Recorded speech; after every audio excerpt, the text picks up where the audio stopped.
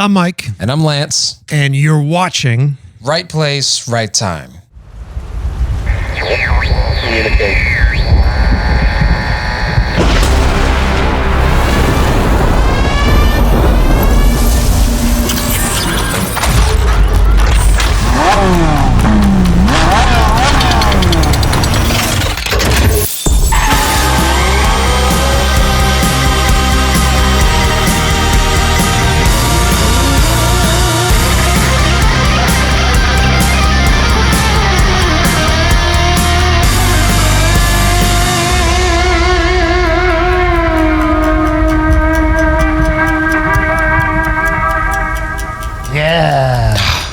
That's sick. Isn't it cool? It's so good. I like words just went. It's so fucking cool. Yeah, man. It's so, like, we did it finally, right? Yeah, finally, we are here now in video format. What do they say in the movie?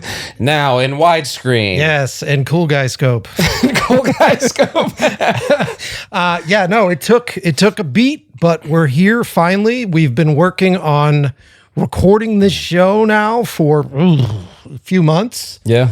Everything that you're about to see, everything you have seen, that fucking intro.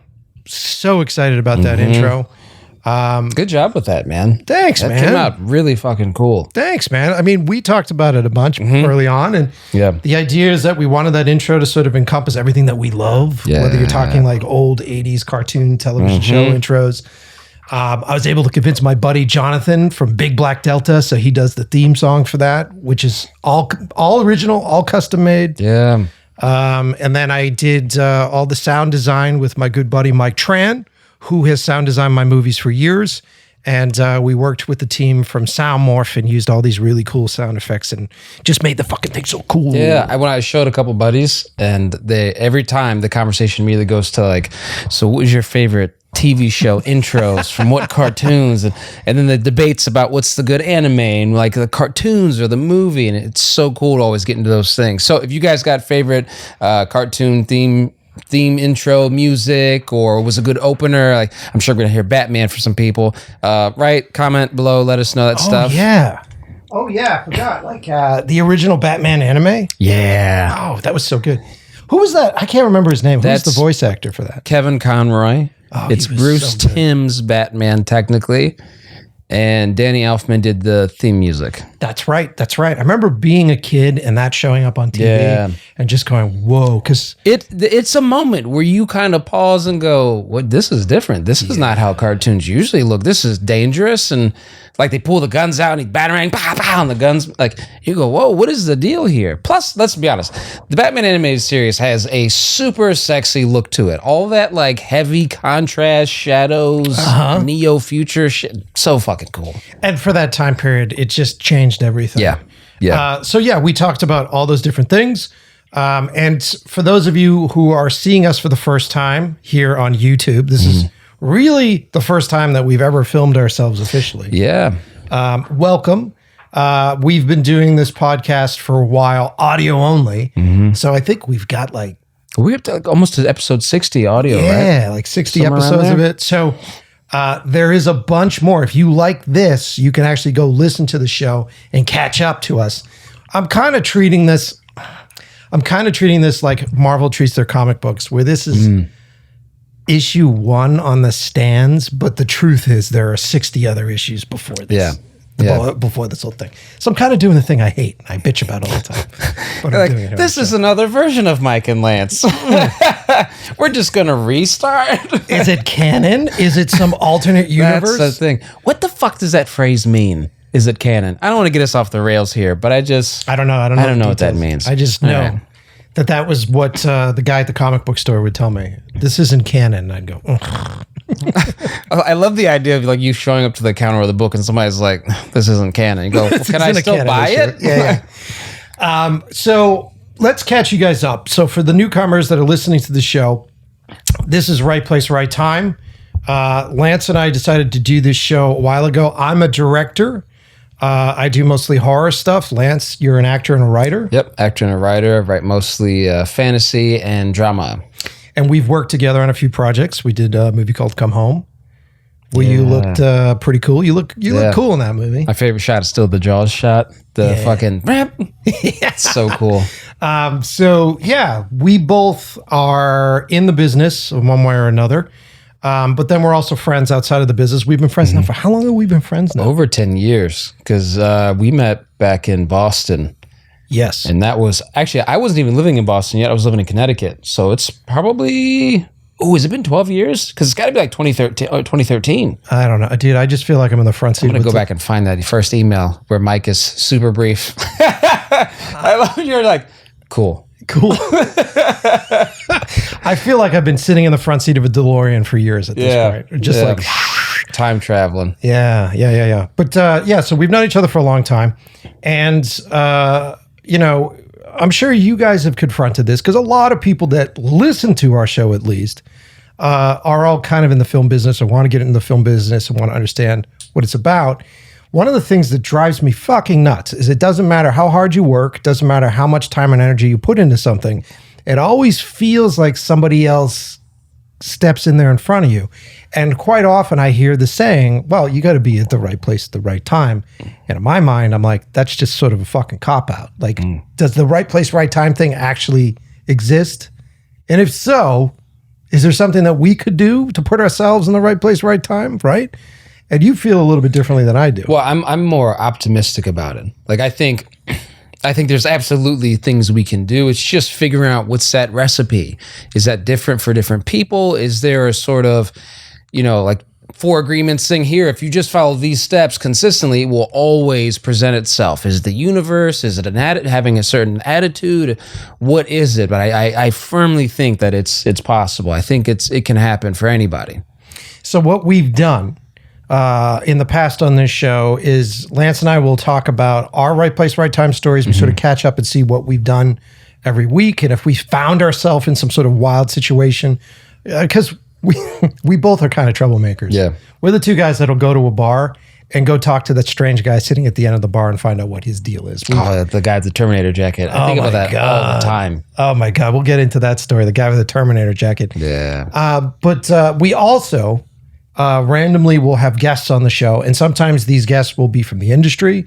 They may be other actors. They may be other directors. But sometimes they're just random folks. And I don't want you to feel excluded in any way if you don't work in the film business, because right place, right time applies to everything. I don't know how many people that I've talked to that found an amazing apartment. Like maybe you live in New York City and you happen to get in the elevator at the right place while someone was moving out and you got in real quick to get that lease. Or you end up riding on a train, going somewhere randomly, and you sit next to somebody who you start to have a conversation with, and the next thing you know, you guys are getting married like 2 or 3 years later. I love the love story ones. We're going to do more of those. I feel like. That's great. Those are my best. Yeah. So welcome to the show. Welcome to ILWP Studios. Yeah. How's that feel? Finally, after all the episodes, say, well, we're in the studio. Now you can say, now you can see it. Yeah. I mean, if right now I don't have a camera operator on camera, but if I did, we would pan the camera this way, and out the window you would see my Lamborghini and then the helicopter pad that's out there. We should probably clear that with the studio first, just to make sure we don't pick up any other productions. Yeah, but that's all out there, it's taken me this long to film any sort of podcast thing just because it needed to be the right place, right time. Yeah. See how easy it is? It's so easy to find yourself with that phrase. Yeah, it needed to be that. Like you and I deciding to do the show, us doing the show for like over a year at this point, right? Yeah. And really just sort of getting to the point where it's like, this is it. I do another podcast called In Love with the Process, and I think that's going to stay mainly audio only. I think this will be where you come to see our sexy faces on screen at all times. So I know I'm doing a lot of talking. I just want to catch you guys up and sort of set up the show and set up what we have going on here at the show. Every once in a while, you'll see us looking over this way. We have a giant preview monitor, which I will learn at some point. I don't know how you guys do it. How do actors get in front of the camera? Well, the getting in the front of the camera thing is not that difficult, but trying to do what you're doing, like figuring out where to point at things, that shit's still confusing. I got nothing. Yeah. So one of the things that we celebrate on this show, because you and I, even though we have some years between us, we're essentially best buds and like brothers. And I feel like we both grew up at the same time, but you're younger than I am. Yeah. Well, I got exposed to a lot of like really cool shit from like the 80s and 70s, 60s. My parents were like big movie buffs. The video games, having older cousins, like everything was just so similar to the shit that I think you grew up with and got around. So then we have a lot of things in common with that, particularly physical media. Like, physical media, yeah. Yeah. And this is a big sell for me. And this is what I'm trying to sell here on the show. And we'll partner up with different physical media companies, but I firmly believe, let me do this. There it is. There it is. I firmly believe in Blu-rays and DVDs, in vinyls, physical media, not just because the quality's better. Yeah, I got some shit up there right now. Not just because the quality's better, but because you own it. At what point in time did everybody become okay with literally paying a subscription fee to watch the same fucking movie over and over again? Leasing a movie sounds so dumb when you say it out loud. Dude. I got into a whole rant the other day after listening to you talk about this so much, where I was telling Becca, I was like, this isn't even that good quality technically, like because they don't want the thing to buffer, so they lower the quality. So you're paying for 4K, but is it 4K? But if you had a Blu-ray DVD player, like I went into this whole thing and she just went, how do you know all that? I was like, Mike just kept saying it on the show, and I feel like I have it memorized now. Well, the truth is, it's very nerdy, but the truth of the matter is that when you make a film, and a lot of you who are watching this know, we scrutinize. We spend hours and hours just lighting this thing. Like I spent at least an hour with Lance lighting this sequence and slowly putting diffusion on our main light and turning it slightly off so that we get a bit of this contrast. I didn't turn on our backlights. Which you know what, I'm going to do that right now. Yeah. Oh, shit. Yeah. yeah, do it. Lance, hold the mic. Talk to people. Okay, so what we're looking at now is Mike resetting the staging that we have, giving us a sexy little backlight. A little afro light, if you will. I was going to say, getting that afro light up. Yeah, there we go. There you go. Those are nice, dude. There we go. Bada bing, bada boom. And Mike's back. I like your shirt, by the way. Well, yeah. Also, if you noticed, when I went up there to set that light, you will notice the beautiful tire that I wear around my midsection. This is expensive fat, by the way. That's the good stuff. This is the good stuff. This is years of charcuterie and old fashions. Yeah. I gotta pick it back up, man. I've been working so much. I feel like I'm starting to get thin again. I'm like, oh no. I liked that 190 Lance. Fuck that 175 stuff. You gotta get a little chunk on you, buddy. I'm gonna start going back to getting double orders of Chipotle and scarfing down Krispy Kreme donuts. Dude, make some more money. Get some better stuff. You don't want a Chipotle fucking tire around you. But it tastes so good. Oh my god, dude. So yeah. Anyway, what we were saying, physical media. I will showcase every episode something cool, something fun back here that we really like. So it's slightly out of focus because this cinema nerd is using a Fujifilm. What is that? That's the XH2S. Yes. With this beautiful 50 millimeter 1.0 aperture focus, which gives us this creamy focus thing. And then if you notice as a director, and I'll get very nerdy about this all the time, you set the camera further back, you get a shallow depth of field, which is basically sort of hitting about here for focus. I've got a lamp in the foreground, which gives you, I can't get over there. It gives you the, Lance, point to the lamp. Gives you that little soft focus, makes you feel like you're in the room. But the side effect of all this is that my shit is slightly out of focus in the background. Do you want to talk about what you got? So here, this is so boring. Yeah, I'll be your Vanna White. Here, get out of here. This is Gunship.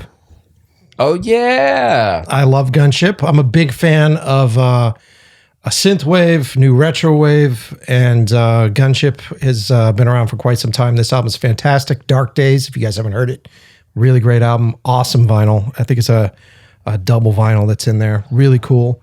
Above that is my Blu-ray copy of Constantine. Mm-hmm. One of the coolest fucking movies, by the way. Did you see they're making a second one?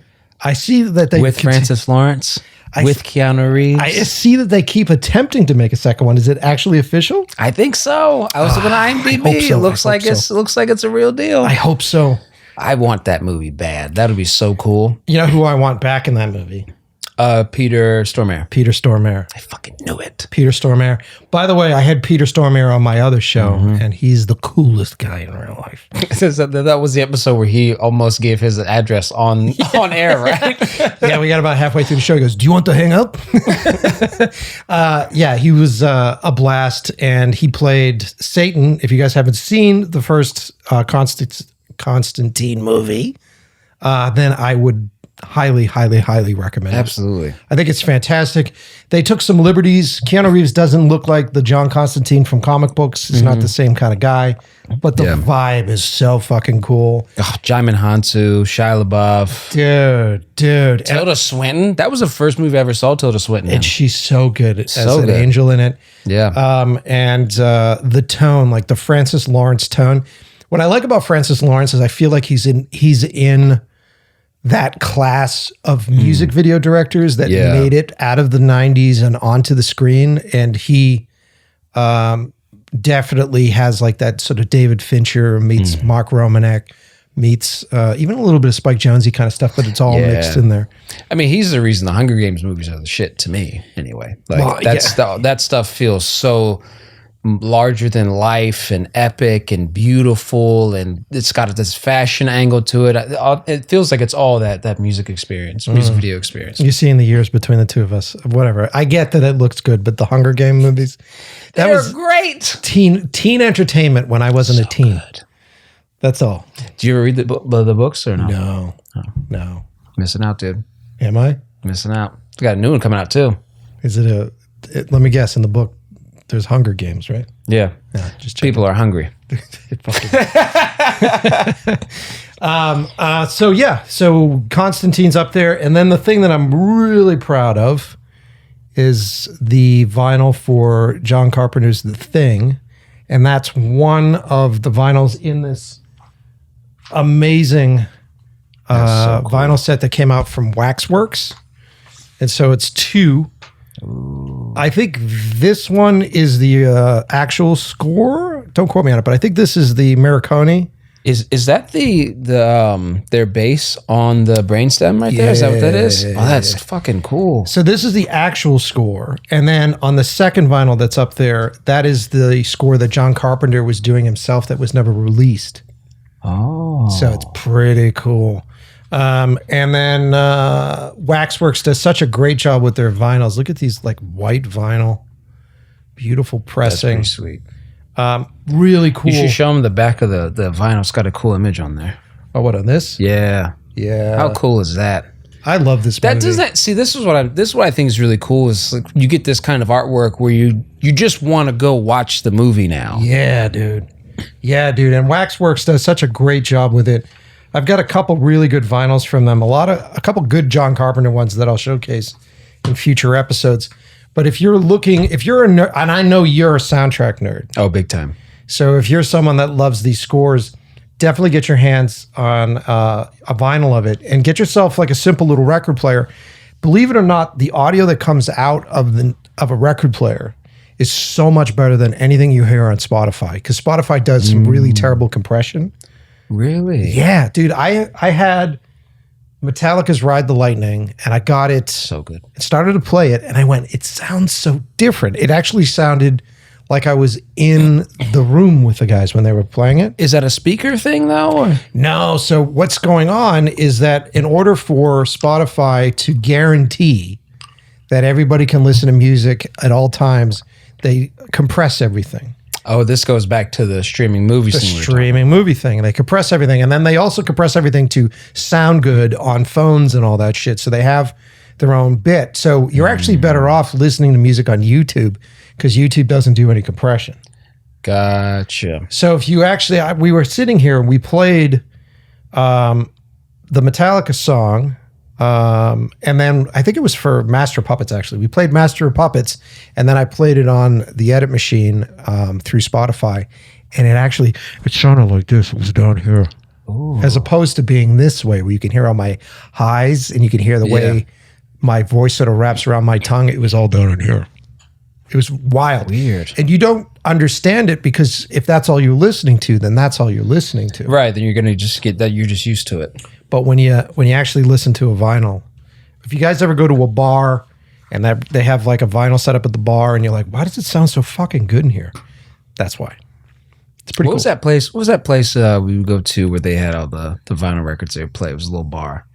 We're here? Yeah. There's one. It's Gold something. Yeah, it's Gold Line, I think. It's over in Gold Line, yeah. It's Highland Park? Highland Park. Like that place. That place is rad. For those of you who live here in California, you know what we're talking about. But Highland Park, Echo Park, they're kind of like the Brooklyn of New York for out here in Los Angeles. And there's this great place called Gold Line. Really cool. It reminds me of a New York bar because it's kind of dark inside, sort of thin, not a lot of space, which is strange for California. Because California has more real estate than New York normally does. And then they have this wall of all vinyls. And apparently, if you go in there to DJ, you can only pick off the wall. That's so cool. But there's a pretty extensive collection. That's I wonder if they go in there early and start kind of rummaging through. I would, dude. They probably discover some really cool shit like that. I think the guy who owns it, or is one of the, don't quote me on this, but I think that one of the guys that owns the bar comes from the music scene in one way or another. So you get a lot of that stuff out here in Los Angeles. Talk about being at the right place. Yeah. There's been multiple times where I've walked into places and just been surprised. I was just talking about this on the other show, which I think will drop next week. We went out for a birthday thing and we went down to Atwater Village, and you can sign up for this in California. There is this bar experience where they'll pair food with drinks. Oh, you haven't done this yet. No. I should do a Right Place, Right Time episode with this because I made friends with a guy. There's a bar that you go, and the way they sell it is they'll make a custom cocktail, and then they'll make a custom food pairing that goes with it. And we went to the spot. It was hard to find. And you end up having to go behind the store and climb the set of stairs to what looked like a bunch of shipping containers on the roof of another building. No. So you climb all the way up and you go inside, and I don't know if it's legit. I don't know if they're licensed for it. So you sort of go inside there, and there's this one bar, really enough room for stools only, one bar. Yeah. You walk through this small little lobby and you go in, and there's this guy there, and he just in front of you starts to make these weird concoctions, like very strange little food pieces and cocktails that go with it. It's pretty cool. And it's like a tasting menu, essentially. You're in there doing that. And so we're there, we're hanging out, we're going on this crazy experience. And as the guy's just sort of chatting with us, it turns out that the whole thing is in the Beastie Boys' old rehearsal space. What a weird fucking random fun fact there. How crazy is that? Whoa. So you go, what? And he goes, yeah, this is the Beastie Boys rehearsal space. And I go, are you kidding me? And he goes, no. Apparently the Beastie Boys are somehow connected with it. I don't know if they were like back-end financiers or whatever. Here's your brass monkey. Enjoy. Yeah, exactly. And so then as we walked through the space on the way out, there was all sorts of stuff on the wall, murals on the wall. And I was like, fucking cool. Yeah. Talk about not knowing and then just sort of showing up and having them go, dude, this is where the Beastie Boys would rehearse. That's the cool thing about Los Angeles, right? Living here, there's so much to uncover. There's it feels like everything is here. Yeah. You know, if there's a screening for a movie, you go, well, I know for sure it'll be available somewhere around town, or some event or some pop-up or some food thing. Like, I remember there was a pop-up for this, some kind of burger stand, and it was only there for like 2 weekends, and it was so good. I don't even remember the name of the place. Where was this? It was like a little. Where were they in West Hollywood? Okay. And it was just like little rinky-dink corner place. It looked like they were just in there very temporarily for the pop-up and then gone. And I was like, but it was really good. And it's those things like that you just find around the city everywhere. It's wild. Like it feels like after COVID, Los Angeles has been trying to find its footing as far as like the restaurant scene and the bar scene is concerned. And there's a bunch of places that we loved that are closed. There's a bunch of new spots that are sort of showing up. And there are all these different sections and portions of Los Angeles, which I never really expected when I moved out here, because I'm from Boston initially. You're from Delaware initially, right? And we met in Boston. And I moved out here 4 or 5 months before the pandemic, which, it was actually pretty good. I hate to say it that way, but it was actually good because I felt like the entire city had to restart. So we got to come out with a whole new city. Yeah, it's interesting to kind of come here and then get to share in that experience with Los Angeles, as opposed to showing up later on and everyone's like, "Oh, you don't understand. During COVID, it was like this." Because we have all these cool stories during that time as well. I hate to say it, but we do. And the aftermath of that is that you've got all these sections of town, like especially downtown Los Angeles. Downtown Los Angeles, it looks like this. It can look like the set of a John Carpenter movie. Yes, it can. like burning barrels, crazy shit. But when you walk through it, there are all these hidden gems, hidden underneath old school Art Deco buildings that are just covered in dirt and slime. The Blade Runner building is in downtown. The Bradbury. Yeah. I think it's Bradbury. Yeah. I've actually, a company that I've PA'd for, their office is based in that building. So I've got to go in there a bunch. It's incredible. Really? Yeah. Yeah. Oh, I was just watching Blade Runner again last week for the first time. You can go in as a tourist, but I think you're only allowed on the lobby, first floor, take pictures, and you have to leave. Oh, dude. I really want to go check it out. Yeah. So when you go down through downtown LA, there are all these beautiful, behind graffiti and everything, there are all these beautiful Art Deco exteriors and all these really phenomenal theaters, old school theaters that just aren't open anymore. Yeah. I'm trying to remember the name of it. One of the theaters we actually got to go into, because we follow the people from Secret Screening Movie Club or Secret Screening. Ooh. And the Screening Squad? Screening Squad is the one where you can go see advanced movies out here. But there's a secret movie club that was really picking up steam during COVID, because they would do screenings of movies on parking garages. They'd bring a blow up screen, and then they would project Gremlins or something out in the parking lot. They did a screening downtown Los Angeles of John Carpenter's The Fog, and it was in one of these old theaters. And that theater, I felt like it was pretty rugged going in there. Should we be breathing in here? Yeah, it's kind of that. It was kind of like the black mold everywhere. But it was this beautiful old vintage theater with the old LED projection room. And they projected this print that they got their hands on that was kind of trash, which was beautiful to watch. The colors were all off. It was all scratched up. And we're in this super creepy movie theater in downtown Los Angeles watching John Carpenter's The Fog. That makes me think of, I just watched The Last Action Hero for the first time. Oh, for the first time? For the first time. Yeah. John McTiernan? Becca was praising it, so I was like, let's watch it. Whoa. Becca, your girl, was praising The Last Action Hero? She was like, you never seen this? It's like a staple in their family. So I was like, okay, let's do it. That makes absolutely no sense. What?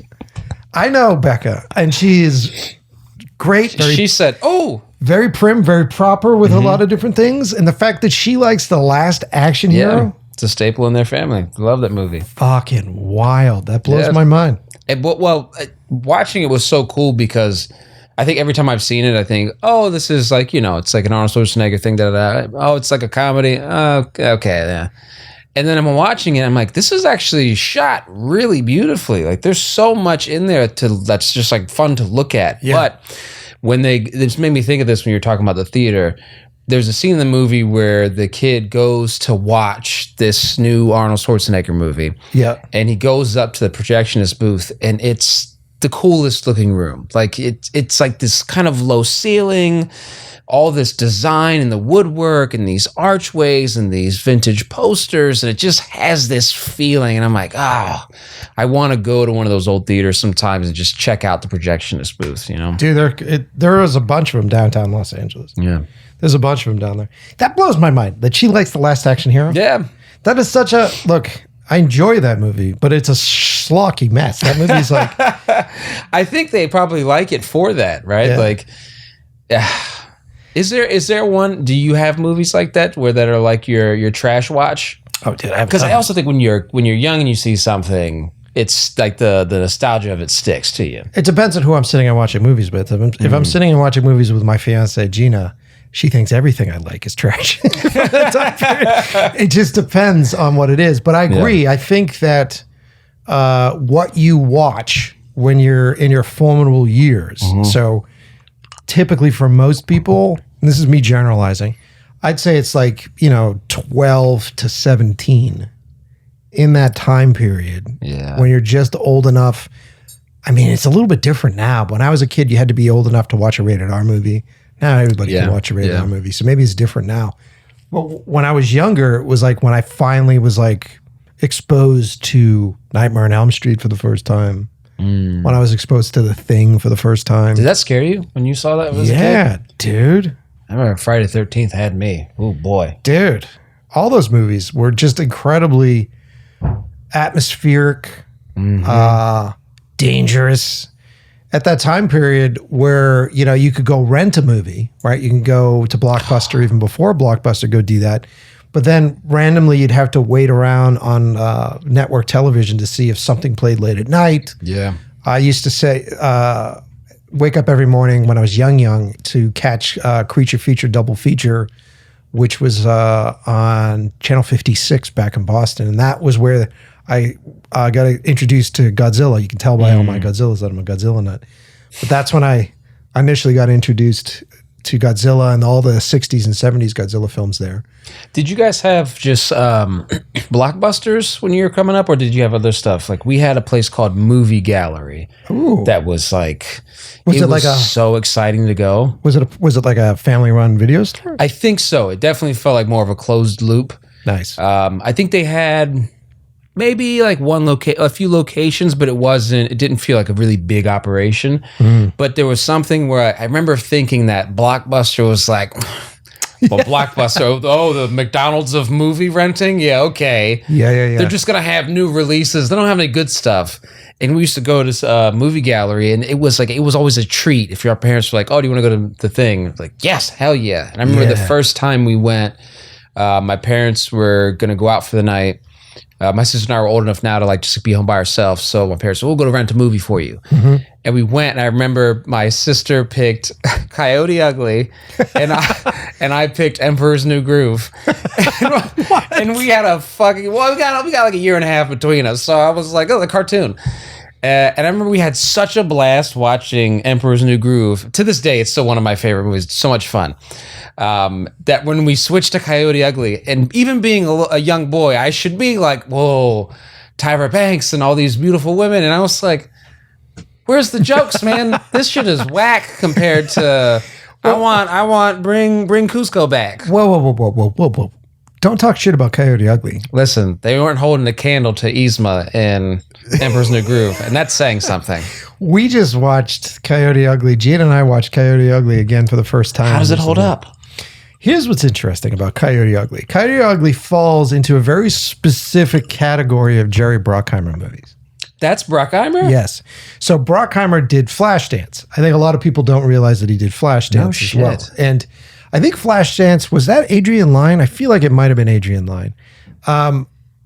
He's got like this aesthetic, very specific Bruckheimer films, Don Simpson Bruckheimer films, which was very focused, hyper-focused on like high-end cinematography. He had a formula in the 80s that they created and became the biggest producers in Hollywood. They created this formula knowing that you had to have a hit song that you were going to play in the credits. There had to be certain story structure things. So if you look at all Bruckheimer's films, whether you're talking about Top Gun, Days of Thunder, even like Pirates of the Caribbean, all the way up to now, there is this special thing that happens in them. Yeah. Gina, what are you shaking your head for? What was that? Was I in the shot? No, were you shaking your head at what I was saying about Jerry Bruckheimer? No, I'm talking. Oh. You just did it to yourself? I was saying Jerry Bruckheimer, and she's shaking her head like, and I'm like, what the fuck is going on over here? So yeah, it's a very special category for me, which is like this weird sort of blue collar quote, blue collar sort of vibe. Like she's from Jersey and she's got to go into the big city. She wants to be a musician and she wants to do this stuff. And her dad was played by John Goodman. Remember? And there's a bunch of cool stuff. And if you watch Coyote Ugly, I'm not saying it's a great movie, but if you watch Coyote Ugly again, disclaimer, you'll see all of these like cameos. Like what's her name from Always Sunny? Dee from Always Sunny. She's in there. Oh, I love that kind of stuff. What's his name? Johnny Knoxville is in there. Really? Yeah, there were all these really great cameos. Oh, that makes sense. Jackass was really big at that time. Yeah, there was a lot of great cameos. But I have a real soft spot for Jerry Bruckheimer. And we got to meet him, remember? Yeah. Do you want to say what he said to you? I should set it up though. You want to talk about being at the right place at the right time.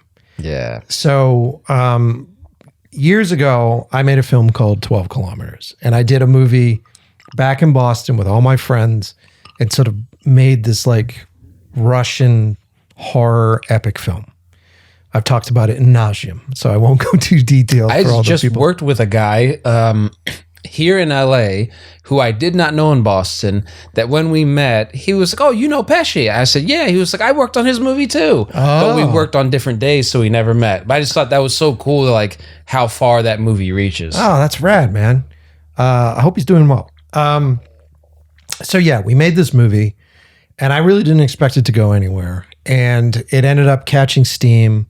I ended up meeting my buddy, Will Simmons, who became my screenwriter. And through him, we ended up getting meetings. I got managements, I got agents. I really just sitting down with my friends and making a movie that we loved really caught fire and was the catalyst to put me in the right place for different things.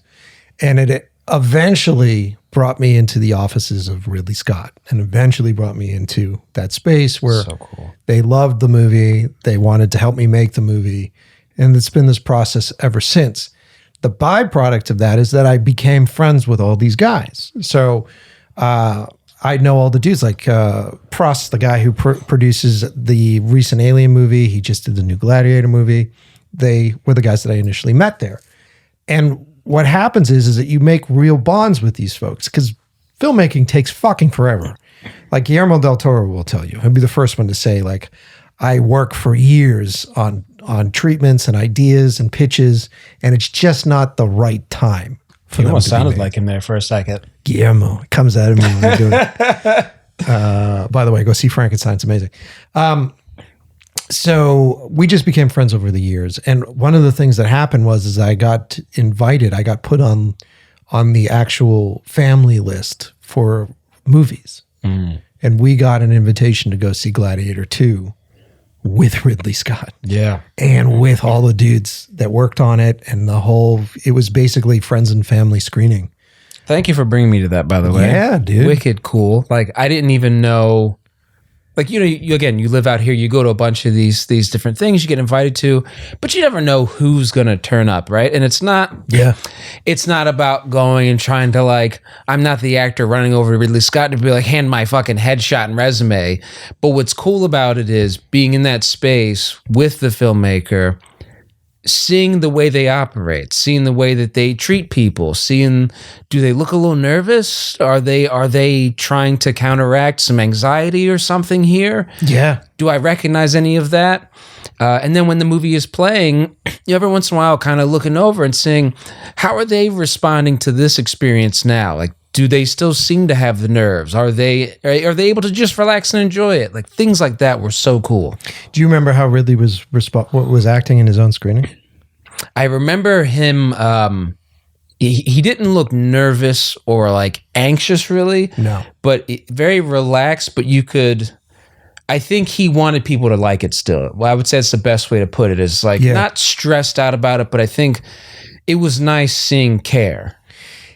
Being somebody, and by no means am I comparing myself to Ridley Scott, but being somebody who has screened a movie to an audience and done private screenings, I don't care who you are. There's a level of anxiety that runs underneath where it's like, I got to make sure it runs right. Just make sure the projector's going the right way, make sure it sounds the right way.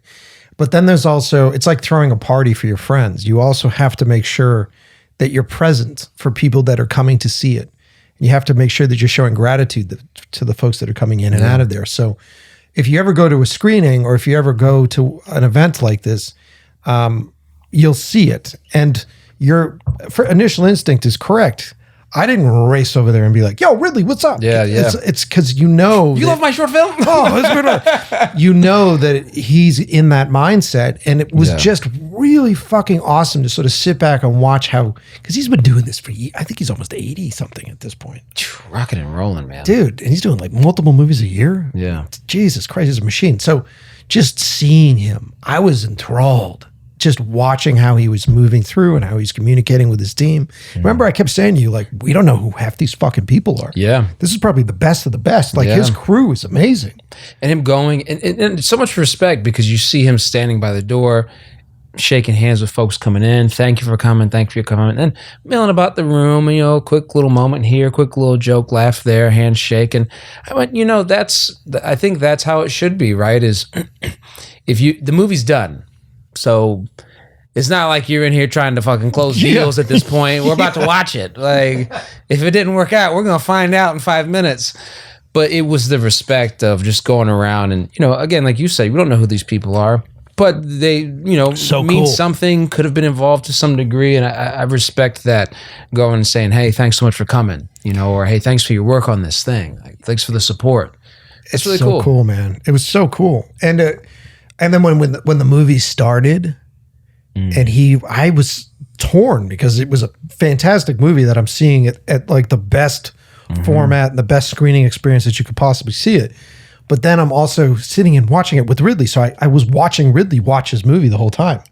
So I just was like, oh, that's cool. And I was just like, how is he responding to it? It was fucking cool. I love that we were in similar thought processes with like having this, but also this is a rare opportunity here to see how does this person feel about this thing. Yeah. And also, and that's difficult to do because that's the fucking Paramount theater. Yeah. If you ever get the chance to go to a screening of anything at the Paramount lot in that theater, just go see it.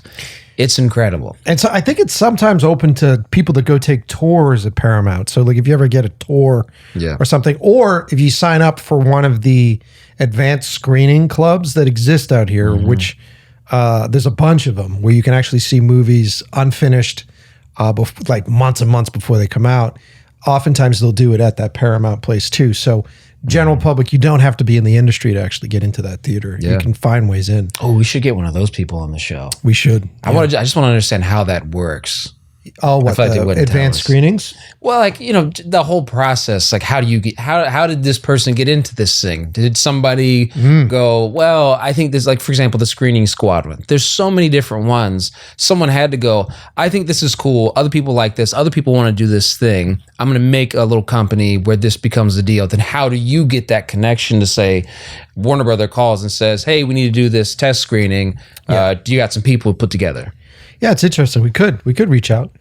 But yeah, what was that screening squad? Screening squad. There's a little hint for all of you guys. You guys want to try out something fun? If you're in LA or if you're ever going to visit LA, just go sign up for screening squad. Wow, my mouth barely got that out. Sign up for screening squad, and they'll send you emails. Dude, I've been getting a fuck ton of them recently. I've been getting a bunch from. Oh God, it's another company. You just sign up for a bunch of them. Yeah. But there's another one that they usually have. I forget what they're called now, but they usually have like some decent movies. Nothing like, it's never anything like super exciting. Yeah. And I think, to be fair, we should say also, when you sign up for this stuff, do not expect like every email you get is going to be an invitation to untitled new release on the Warner Brother lot. Like, that's not the case. There's going to be a lot of like, come to the Americana in Glendale and see this new comedy starring Bill Burr. Like, sometimes it's just regular stuff, but it's still wicked cool to go see early. And I mean, it's an interesting tangent that we're on. The thing that's really interesting about being at that place at that time to see those is that you're seeing movies unfinished. And so quite often, like I saw Nope. Did you go see Nope with us? Yeah, we saw Nope together. And we saw it all before all the visual effects were in it. So it had temporary visual effects, and it was a completely different screening experience. I saw The Northman that way. Batman was that way. Batman, we saw Batman very early. It was like a year before, I think. Yeah. So it's fascinating. You can go see it and see what an early version of the cut is.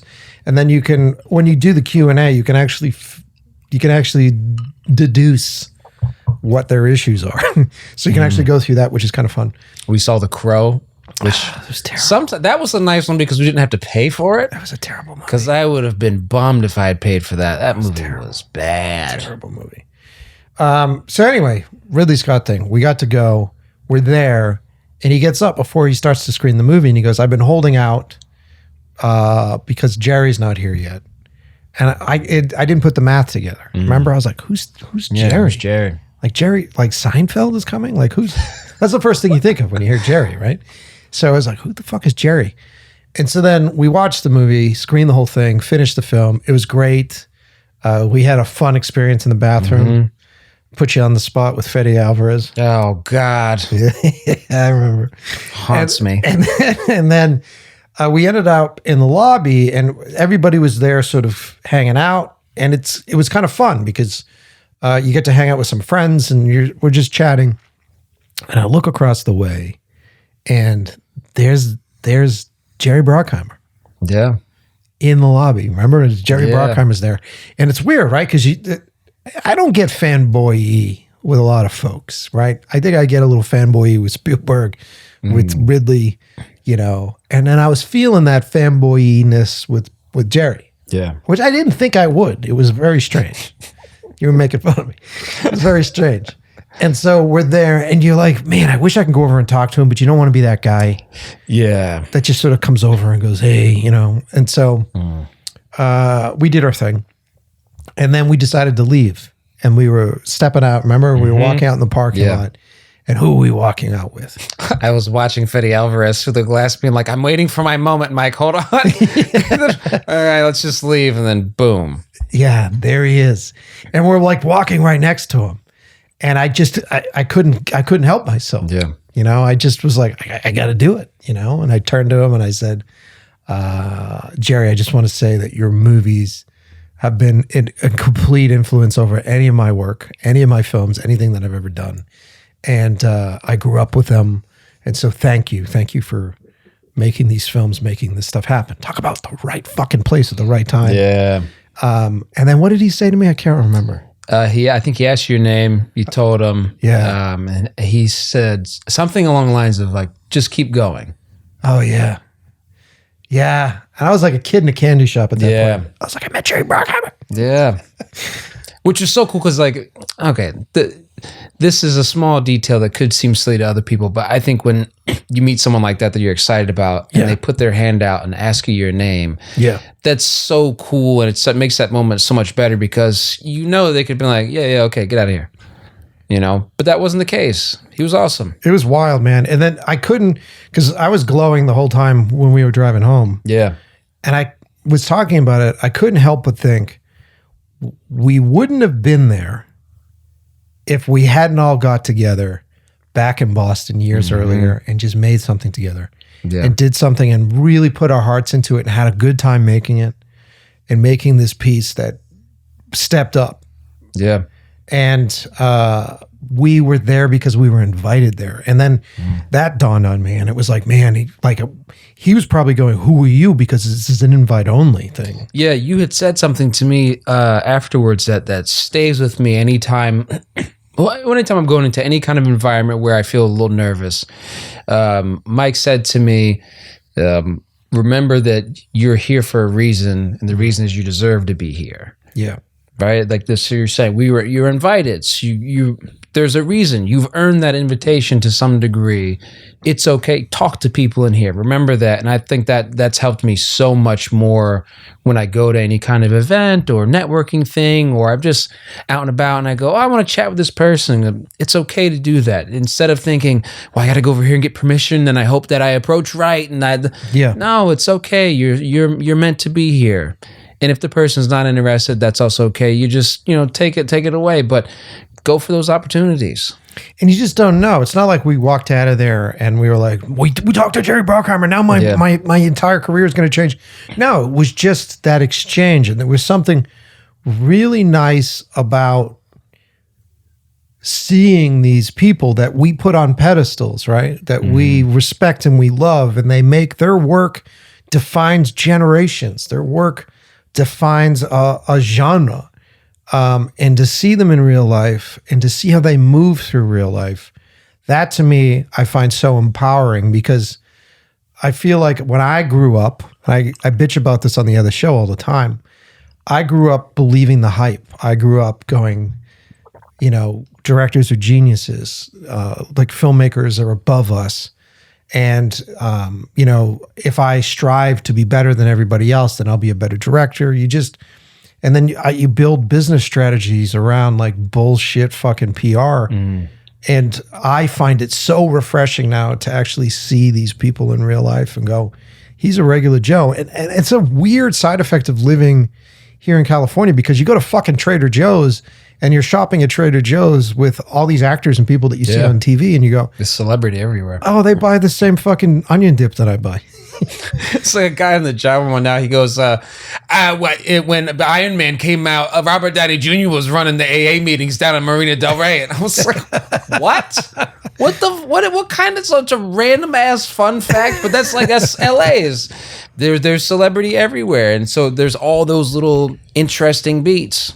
So we'll try to tell you some stories, and we'll rehash weird rooms that we end up in. Yeah. And tell the story to you unfiltered in a way that isn't, we're not bragging about this stuff. I'm just proud to have been there. I'm proud to have the awareness to say yes and to know one thing that we've kind of learned over the 60-something episodes that we've done is that the recipe to right place, right time is just saying yes. Yeah. And you get these calls. You do too. You get these calls from your friends, and it might be on a Friday night, might be on a Thursday night. You might have had a shitty fucking day and your job sucked, and then you come home and someone calls you and goes, hey, do you want to go to this place or do this thing? And you go, I really don't want to get off the fucking couch right now. I'm gross. I'm filthy. I don't know. When you say no, then you're never going to be in the right place, right time. But if you say yes, even if it's a terrible experience, you're in the right place, right time to learn that lesson that it was a terrible fucking experience. Whenever I say yes, I always have an experience. Always. Yeah, I kind of look forward to it now. Like if I get that text message, I go, this could be, I got that feeling of like, I don't want to do the get up and go nowhere, but yeah. What if? Yeah. I mean, dude, try that. We'll give you some homework. If you're someone that feels like you don't get to do really cool things, you never find yourself in the spot to do it. And I know we have listeners all over the planet that listen to this show. And we have listeners now, viewership that's going to be watching all over the place. And you may go, oh yeah, but I don't live in Los Angeles, or I don't live in New York. Yeah, it doesn't matter. It doesn't matter, man. I've been on crazy adventures.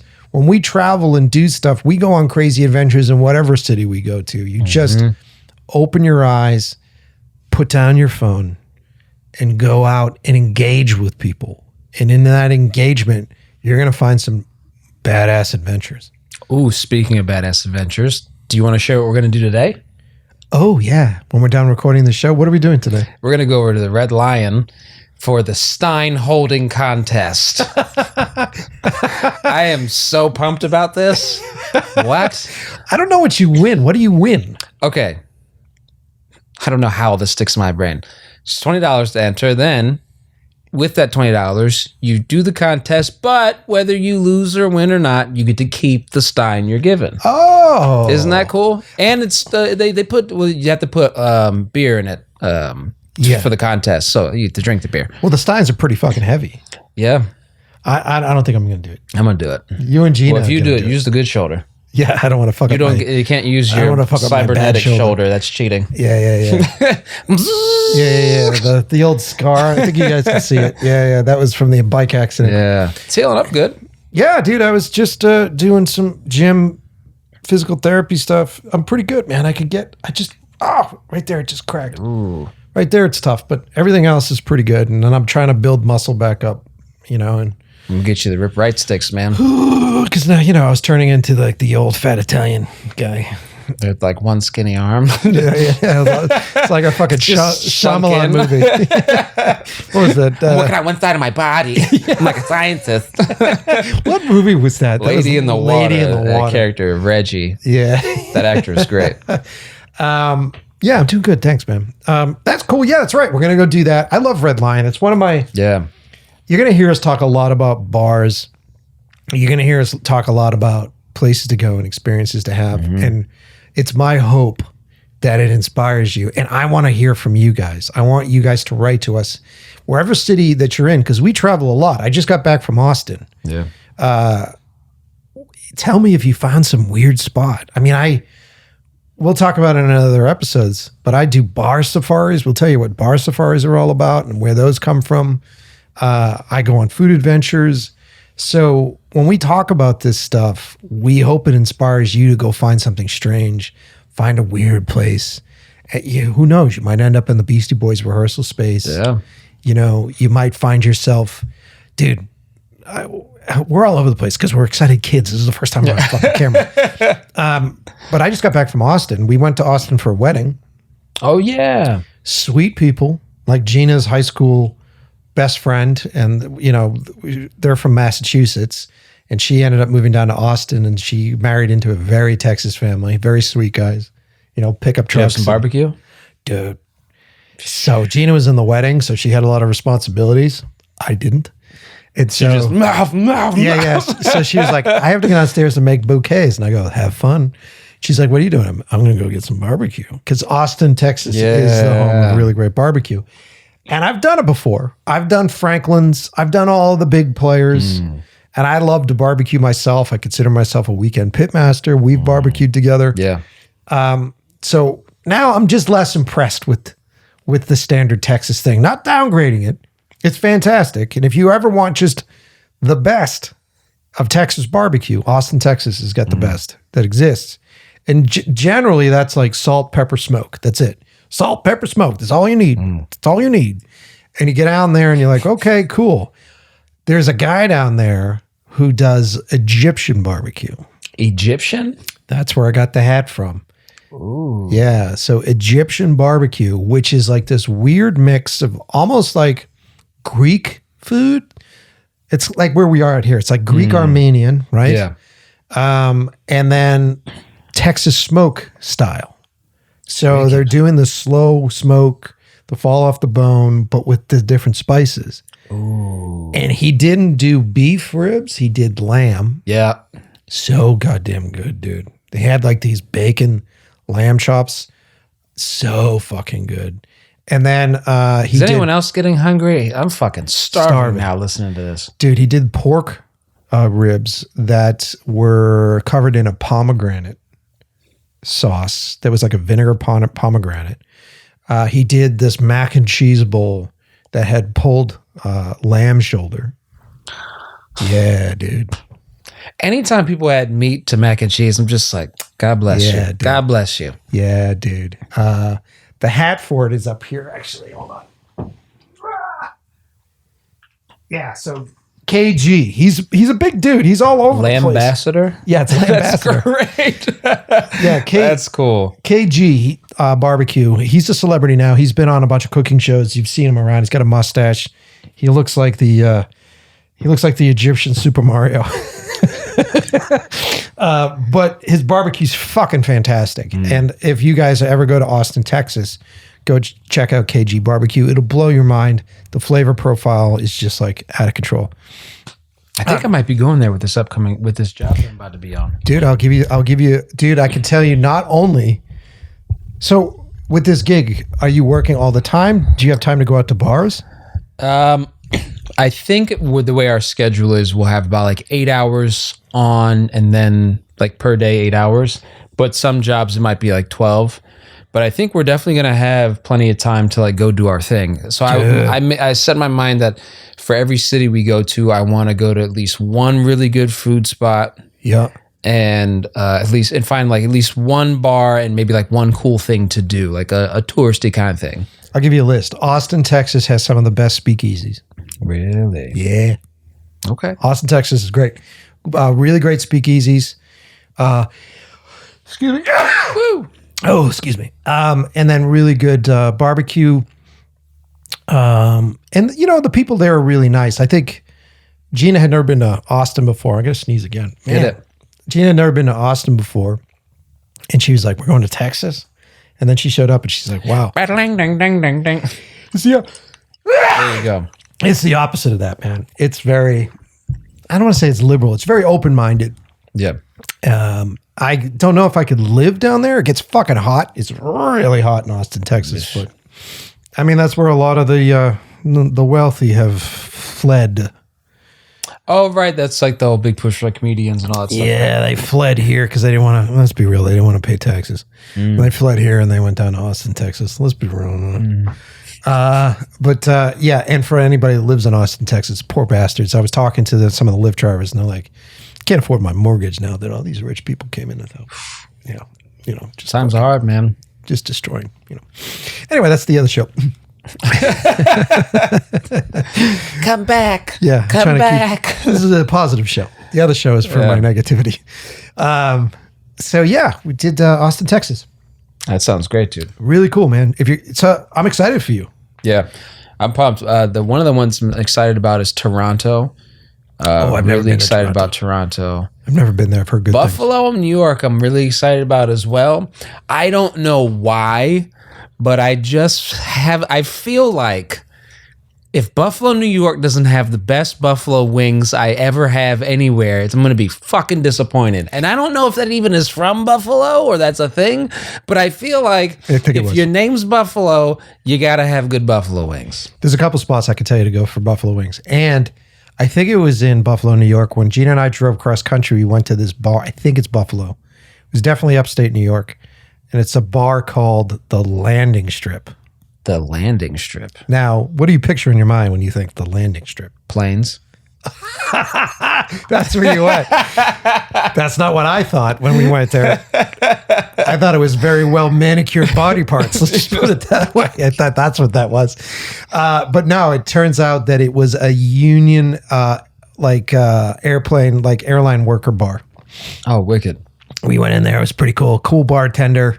He sold me pretty hard on a steak. He's like, "This is the best ribeye you ever have in your life." And I was like, "Was it good?" I was like, "In this fucking place?" And he goes, "It's the best ribeye you'll ever have." And I was like, "Oh, okay, I'll take the ribeye," And he brought it out and leather belt.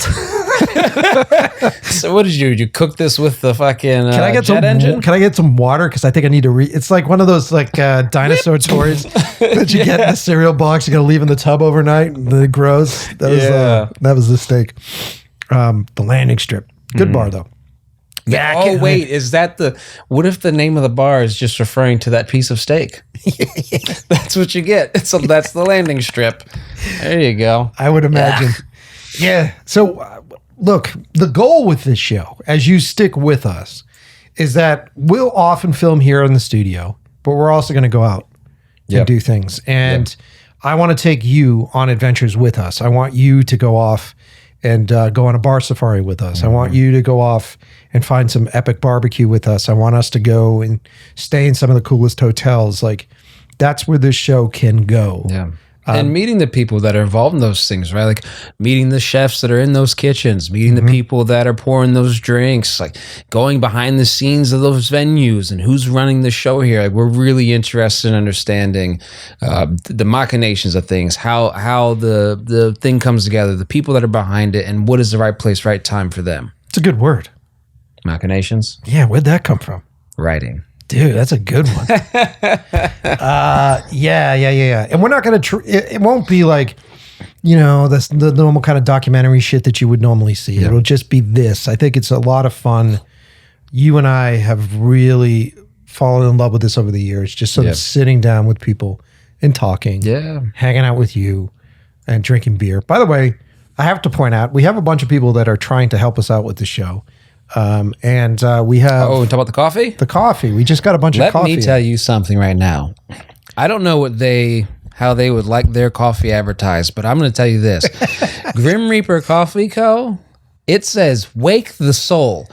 I didn't know I had a soul until I drank this goddamn coffee. I feel like I can run through a wall. I'm not jittery. I don't feel insane or like, sometimes you feel like Red Bull and then afterwards you're like, what am I doing with myself? I'm going to fucking win that Stein holding contest today. I just want you to know. And it'll be because of this coffee. So Grim Reaper Coffee Co. Drink it. There you go. There's an ad read for you. Yeah, we'll be partnering up like all podcasts do. We'll be partnering up with people that we like. These guys came to me initially because they wanted to see my movie 12 Cam, so they wrote to me and they sent their 3 favorite horror movies like everybody. And then they're like, hey, look, we'll send you a box of coffee if we could see the movie. I go, you can see the movie anyways. They said, but you should send us some stuff for the show. Yeah. And they're great. They're in Salem, Massachusetts. So, that's witchcraft then. Yeah, yeah. That's witchcraft. Great company. I'm having a really good conversations with them, and then hopefully they stick around. So we'll see. And then you'll see us like donning all sorts of fun stuff. And what I try to do whenever I hunt for sponsors is I look for companies or people that have great stories or make products that I really fucking like.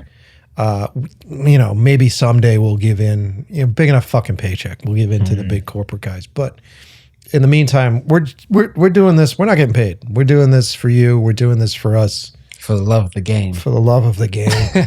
As if I don't have enough things to do. But yeah, we're doing this all here. And so on occasions, you'll see us selling off T-shirts or doing things just to pay the bills. Because you'd be fucking surprised how expensive it is just to do this shit. Like, thankfully, we get a lot of gear sponsored. Like, Fujifilm's been great to us. We get a lot of gear sponsored to us, which would cost us a fucking fortune otherwise. And then just to host the show. Yeah, but dude, I was joking about this with my mom on the phone the other day. And by joking, I was venting.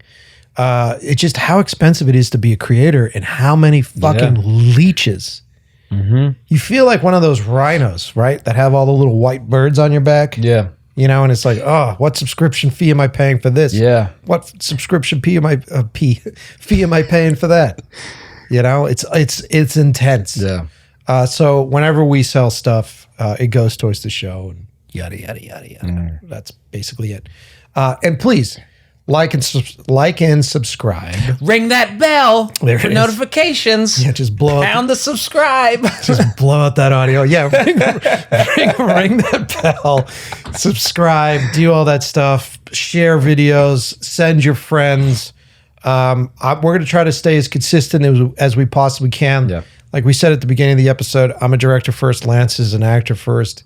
So sometimes we get pulled off. But I'm going to try to stack enough in the queue that we could stay going.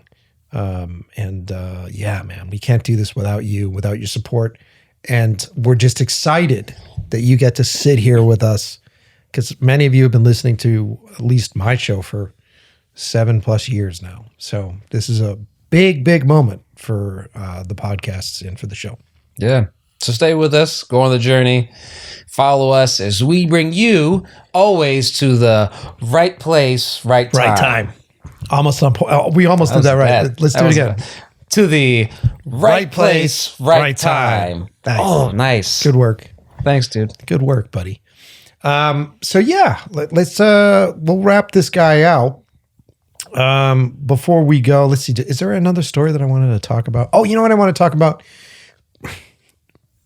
Full transparency. We recorded an episode already. Oh, yeah. So this is our second pass at our first episode because we did an entire episode before that I had technical difficulties with. For some fucking reason, I lost half of the episode's audio. So I was about to release everything and I was super excited. I start to edit it and then I was just screaming my brains out because I was like, what the fuck? Yeah, you get that far and then it's like, ooh. You get that phone call from me where I'm like, hey, Lance, how's your day? And you start talking about your day and I'm like, yeah, well, my day sucks. I was like in the car. Oh, no, I was home already at the point. I was like fucking just like trying to stay awake. So exhausting. You've been working your ass off. Yeah. Yeah. You've been working your ass off, man. But that's going to help me to win today.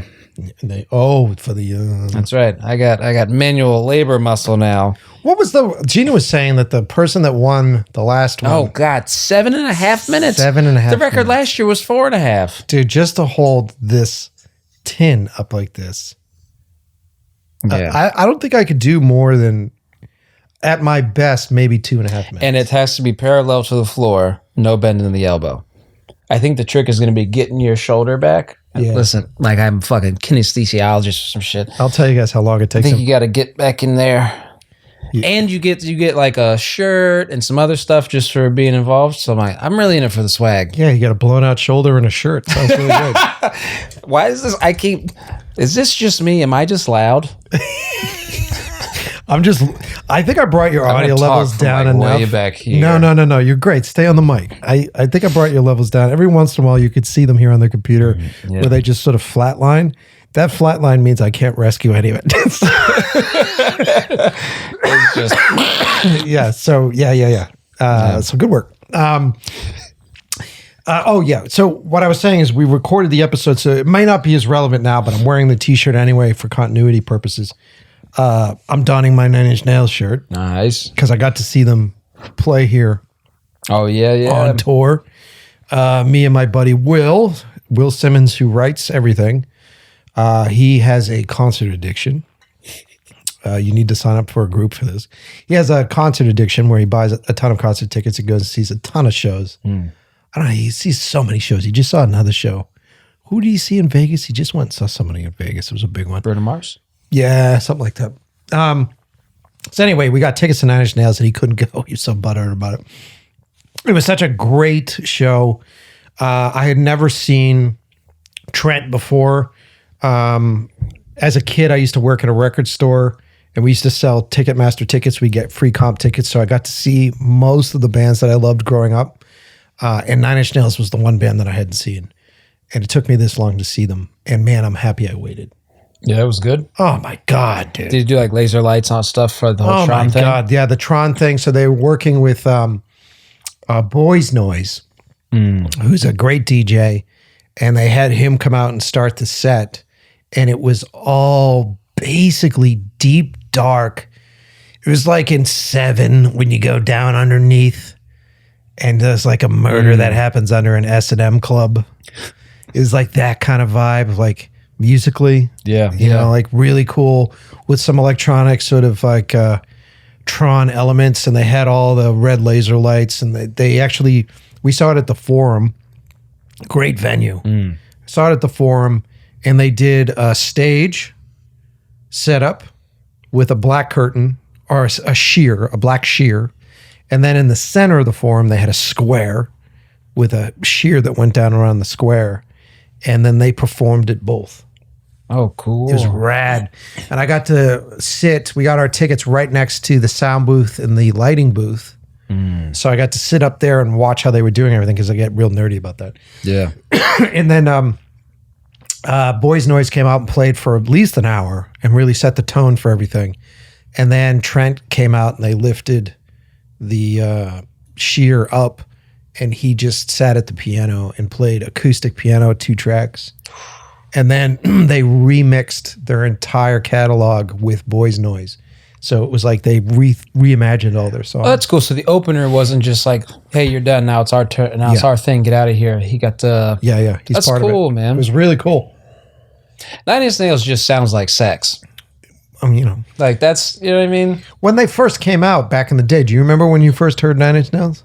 Yeah, it was. Well, what's that song where he says, "I want to fuck you like an animal"? Closer. I think that's probably why I think that. 100%. It's like Nine Inch Nails to me sounds like it's like sex, The Matrix, or Batman Beyond. It's in there somewhere. It's like I feel like that's just where it fits. Yeah, I mean, dude, it's no strange thing. Like when he came out, I listened to him before that. You know, with songs like "Head Like a Hole" and "Terrible Lie."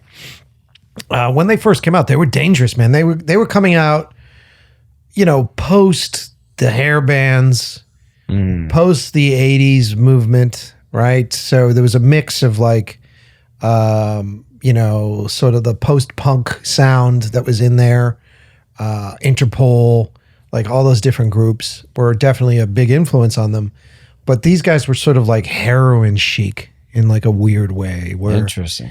Like if you ever watch the initial video for, I think it's Terrible Lie, it's him in like this, almost like looking like the Crow. It's him in like all this leather. And they had all this, it looked like VHS tapes, like ripped apart and just strung everywhere. And he's hung upside down, wrapped in all this VHS tape. You've never seen that video? No. Such a cool video. Wicked. Yeah. I got started doing music videos, and that was a video that I really, really loved.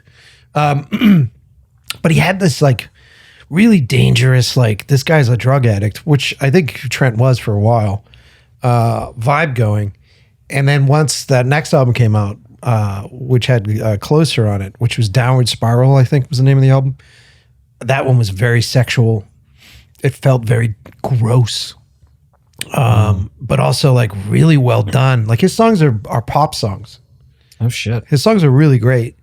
And then Trent, was a dangerous boy. Like there was stories about how he was recording in Louisiana and actually bought a morgue, and that was his recording studio was a morgue. And he was the one that found or helped get Marilyn Manson out, his label, Nothing Records. So that was a really cool period of time. And then it was interesting to see his evolution as he got older and he started to progress. And there's the infamous story about the title sequence in David Fincher's Seven, where David Fincher was trying to convince him to score the movie, and Trent really didn't think he had the skills to do so. And so David took his song and basically made the best title sequence ever in the movie for Seven. Yeah. And then fast forward to Trent Reznor becoming the biggest composer. I think him and Atticus Ross have composed like 3 movies a year since. It's crazy town, dude. No, Hans Zimmer.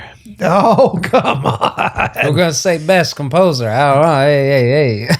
Come on. Hans Zimmer, come on, man. Come on, you cannot deny the power of Trent and Atticus Ross. I mean, they did everything. They're good. I'm not saying they're not good. Dude, they did you like the Watchmen TV show. Watchmen TV show was good. They did all that Did shit. they do the music for that? Yeah. It's Hans Zimmer, baby. It's the GOAT. Zimmer's great. Although I still take issue with the Pirates of the Caribbean music being pretty much just the rock music. Gladiator. Yeah. Oh, it's like Gladiator meets the Rock. Yeah. Bump, bump, bump, bump, bump. It's all of that bumping. Oh, the bumping in? The bumping in. Yeah, he's great. I'm not talking shit about him. He's great. Yeah. We had tickets to go see the Composer Tour. They canceled it.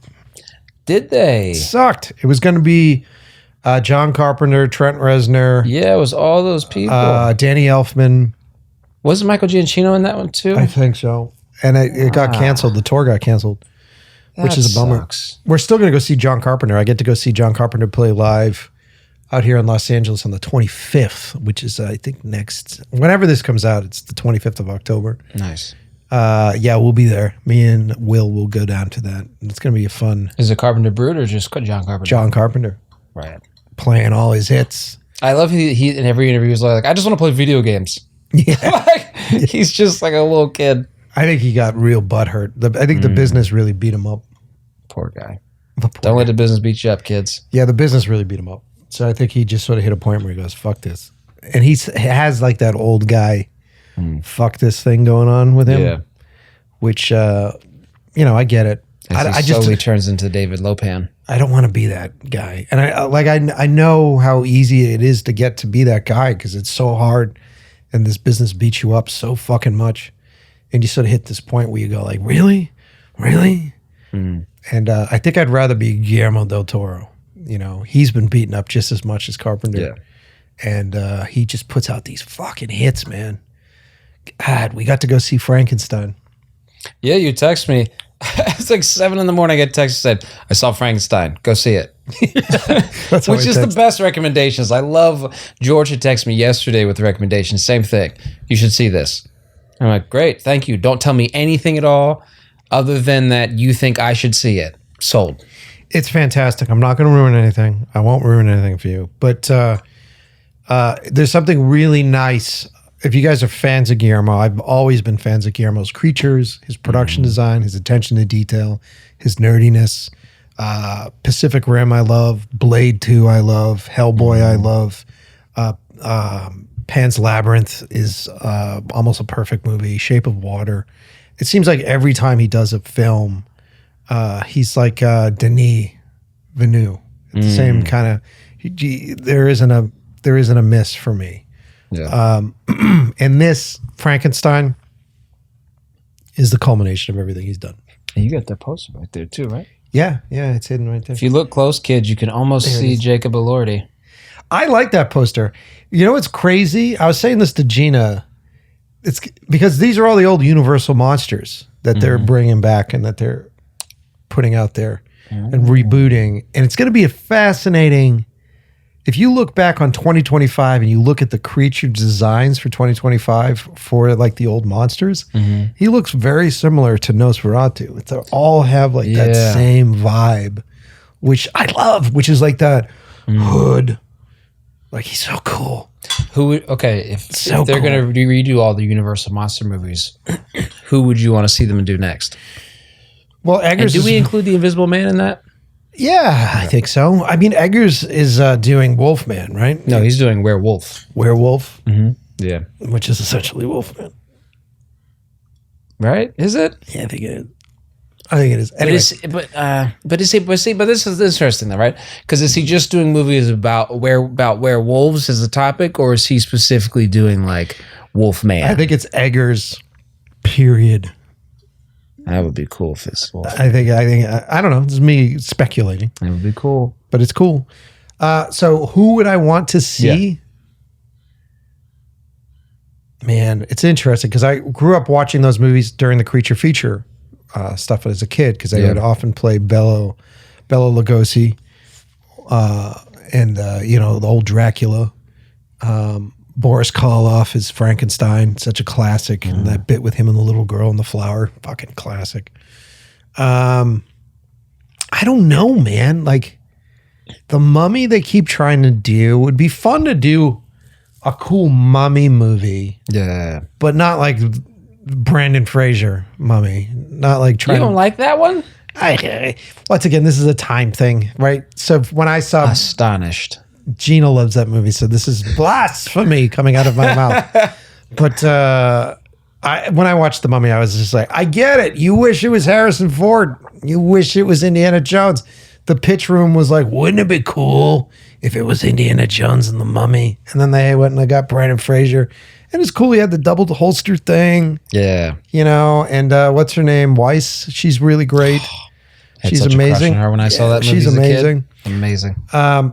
But it's, it's not Indiana Jones. So whenever I watch The Mummy, I go, it'd have been cooler if it was Indiana Jones and Spielberg, but it wasn't. Anyway, I think if you did a cool Mummy, like a real dangerous, I don't know what that would be. What would I do if I was doing The Mummy?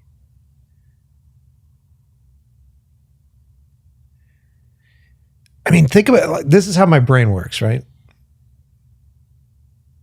What's scary, right? So there is that bit in The Exorcist, like the director's cut of The Exorcist. If you haven't seen it, watch the director's cut of The Exorcist for Halloween. It's great.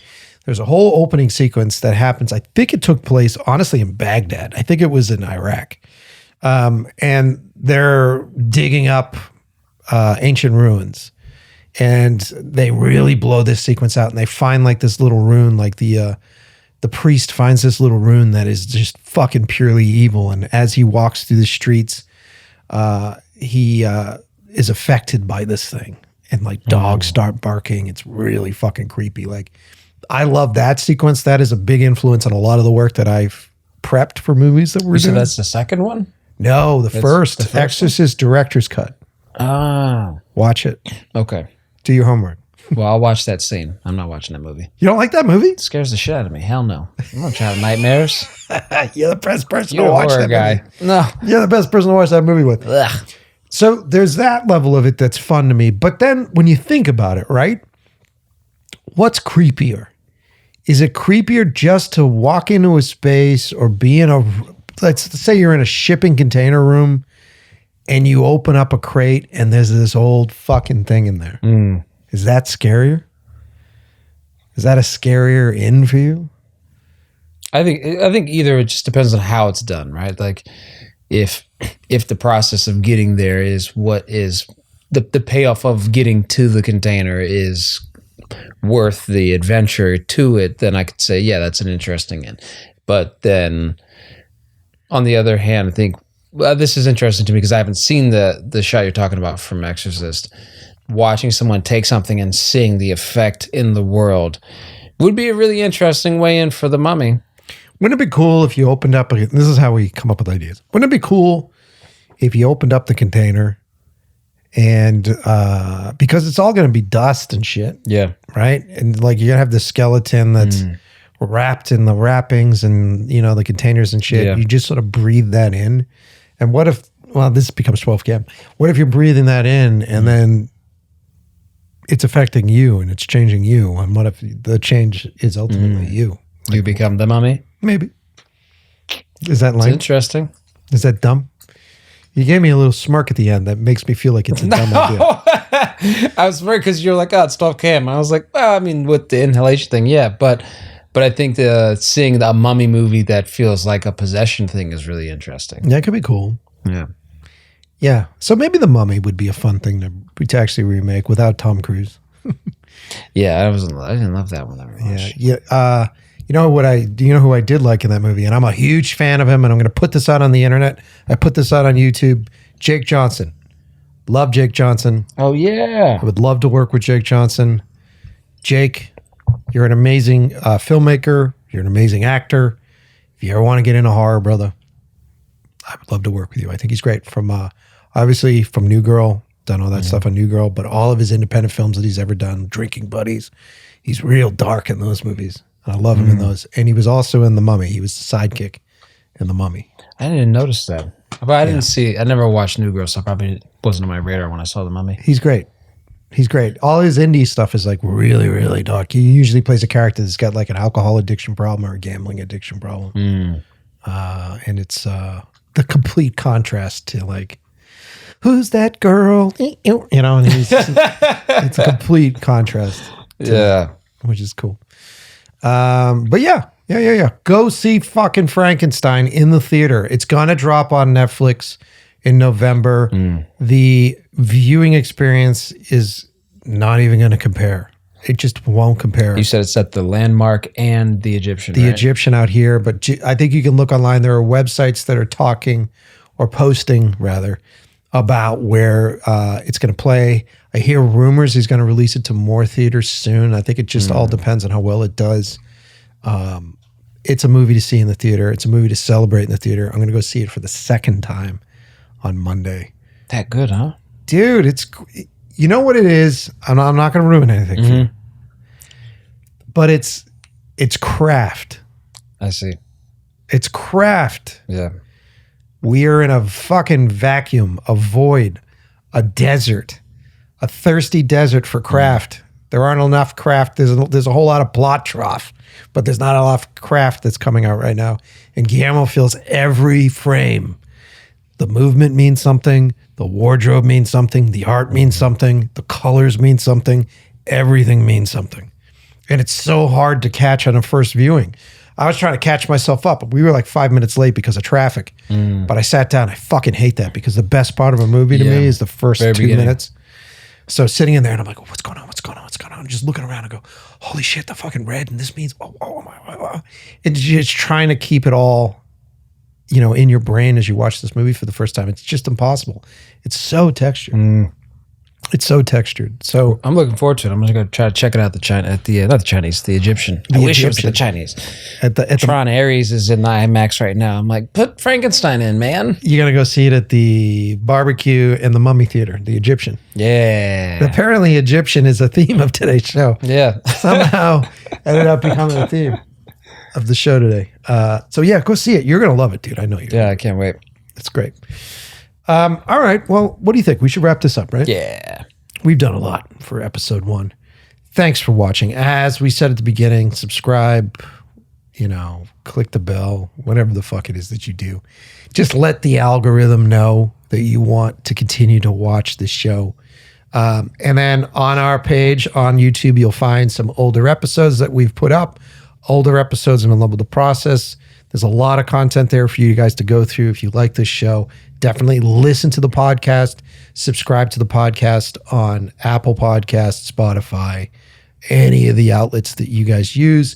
And for those of you listening to the show, why are you not watching it? You have no idea what we... I mean, there's all sorts of stuff that's happening. Like, I'm slowly taking my pants off during this episode. You're missing that. You're missing it. And don't forget, we talked about earlier about our new intro. Tell us what you think of it. Is it cool? Does it make you think of other shows, intros, themes that you like? Write below and let us know. I'm happy to be doing this with you. Yeah, man. Thanks for being here, buddy. I'm ready for a sausage and this Steinholding contest. Let me tell you. I'll take my pants off. We'll get started. Thanks for watching, guys.